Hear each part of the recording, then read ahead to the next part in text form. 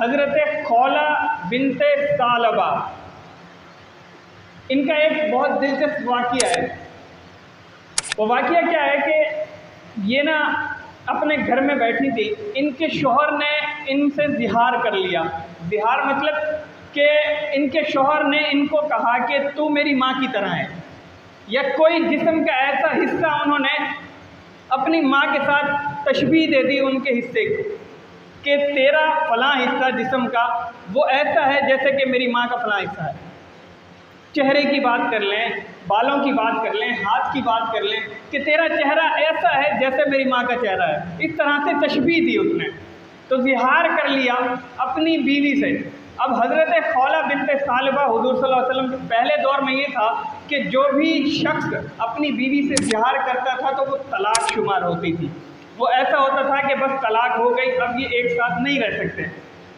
تو حضرت خولہ بنت ثعلبہ حضور صلی اللہ علیہ وسلم کے پاس تشریف لے آئیں کہ یا رسول اللہ صلی اللہ علیہ وسلم، اس طرح ہمارے گھر میں یہ بات ہوئی ہے، اب بتائیں رہوں یا الگ ہو جاؤں؟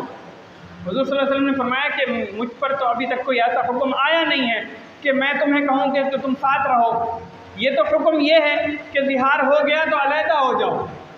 اب وہ واپس گئیں، محبت تھی شوہر سے، اولاد بھی تھی، چھوڑنا نہیں چاہتی تھی، دعائیں کرنا شروع کر دی، یا اللہ کوئی تو فیصلہ کر، کوئی تو فیصلہ کر۔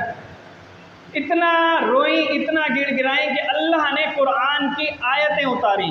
قد سمع اللہ قول التی تجادلک فی زوجہا وتشتکی الی اللہ۔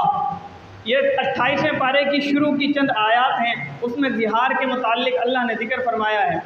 تو اللہ فرما رہے ہیں قرآن سے، اللہ نے وحی نازل فرمائی حضور صلی اللہ علیہ وسلم پر کہ یہ جو عورت آپ کے پاس مقدمہ لے کر آئی تھی، جو کہتی ہے کہ میں اور میرا شوہر آپس میں لڑ گئے اور اس لڑائی میں، اس گفتگو میں اس نے مجھ سے زہار کر لیا، تو اس نے گڑ گڑا کر اتنی دعائیں مانگی، اب میں نے اس کی بات سن لی ہے اور اس کا فیصلہ میں دے رہا ہوں۔ قد سمع اللہ، تحقیق اللہ نے سن لی ان میاں بیوی کی بات، اس بیوی کی بات کو جو گڑ گڑا کر مجھ سے دعائیں مانگ رہی تھی اور فیصلہ طلب کر رہی تھی۔ تو آگے اللہ نے فیصلہ کیا دیا؟ اگلی آیات کے اندر اللہ فرماتے ہیں کہ میں نے فیصلہ یہ دیا ہے کہ جو شخص بھی اپنی بیوی کے ساتھ زہار کر لیتا ہے تو اس کے لیے 3 حکم ہیں۔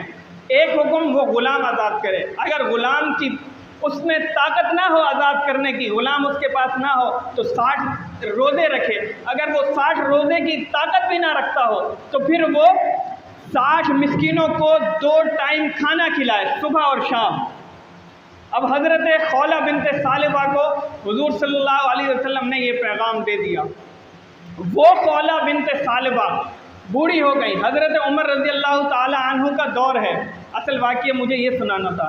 حضرت عمر رضی اللہ تعالی عنہ کا دور ہے، وہ کہیں سے گزر رہے ہیں تو یہ درمیان میں آئیں اور آ کر حضرت فاروق اعظم رضی اللہ تعالی عنہ کو روک لیا، اور روک کر بہت ساری باتیں کرنے لگ گئیں کہ تمہارے دور حکومت میں یہ ہے، تمہارے دور حکومت میں یہ ہے، وہ ہے۔ بہت جیسے بزرگوں کا ہوتا ہے کام کہ وہ بزرگ اپنی باتیں بچوں کو اور اپنے سے ماتحتوں کو بولتے ہیں، کہتے رہتے ہیں۔ اس میں ہمیں ایک سبق ملتا ہے۔ وہ سبق کیا ملتا ہے کہ جب بھی کوئی بڑا بزرگ ہمارے گھر میں، یا ہمارا کوئی استاد جو ہمارا پڑھانے والا ہے کوئی بات کہہ رہا ہو تو تسلی سے، خاموشی سے ہمیں اس کی بات کو سننا چاہیے، بجائے اس کے کہ ہم آرگیو کریں اور اس کے سامنے اپنی آواز کو بلند کریں، یا ہم یہ کہیں کہ آپ کو نہیں پتہ، مجھے زیادہ پتہ ہے۔ اس طرح کی باتیں نہیں کرنی چاہیے والدین کے سامنے، اپنے بزرگوں کے سامنے، اپنے اساتذہ کے سامنے۔ کیونکہ جب بزرگ کوئی بات کہہ رہا ہے، بھلے سے وہ صحیح کہہ رہا ہے یا غلط کہہ رہا ہے، یہ میرا اور آپ کا فرض ہے کہ اس کی بات کو تسلی سے سنیں۔ تسلی سے سننے کے بعد پھر اگر وہ بات ان کی غلط ہے بھی تو اسے اگنور کر دیں۔ اگر ان کی بات تجربے کی مجھے اور آپ کو سمجھائی اور بتائی جا رہی ہے تو مجھے اور آپ کو ان کی بات کو سن کر کچھ ان سے اخذ کرنا چاہیے، ان کی باتوں سے، کہ اس سے نتیجہ نکل کیا رہا ہے۔ آخر یہ اتنی باتیں اگر انہوں نے کر دی ہیں تو اس سے کیا نتیجہ نکل رہا ہے، اور بغور سننا چاہیے۔ اس طرح سے جھگڑا کر کے اور دھتکار کر ان کو چھوڑ نہیں دینا چاہیے۔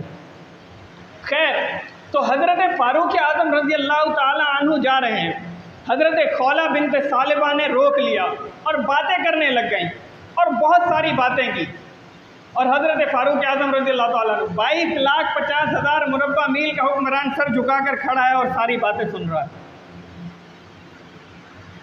جب وہ بول کر فارغ ہوئیں، اپنے راستے کو چلی، تو غلام کہنے لگا یہاں کھڑے رہے حضرت آپ اتنی دیر اور اس کی باتیں سنتے رہے، آپ ان کو جواب دے دیتے کہ مجھے کام ہے میں جانا چاہتا ہوں، نہیں آپ تو کھڑے رہے۔ تو جواب سنیے حضرت فاروق اعظم رضی اللہ تعالیٰ عنہ۔ حضرت فاروق اعظم فرماتے ہیں کہ یہ وہ عورت ہے کہ جس عورت کی صدا اللہ نے سنی اور صدا سن کر اللہ نے قرآن کی آیتیں بنا کر پیش کر دی ہیں، میں عمر کیا حیثیت رکھتا ہوں اس کے سامنے کہ میں اس کی بات نہ سنوں۔ حضرت فاروق اعظم رضی اللہ تعالیٰ عنہ اتنا بڑا حاکم اور سر جھکا کر اس کی بات سن رہے ہیں۔ آج میرے سامنے کوئی بڑا بزرگ کہتا ہے تو میں اس کی بات اگنور کر کے کوشش کرتا ہوں کہ بس دور نکل جاؤں، اس کے سامنے نہ آؤں۔ تو اس طرح نرم دلی اللہ سبحانہ و تعالی قرآن کے پڑھنے کی وجہ سے، قرآن کی برکت سے، اسلام میں آنے کی برکت سے یہ ساری نرمی اللہ سبحانہ و تعالی عطا فرما دیتے ہیں۔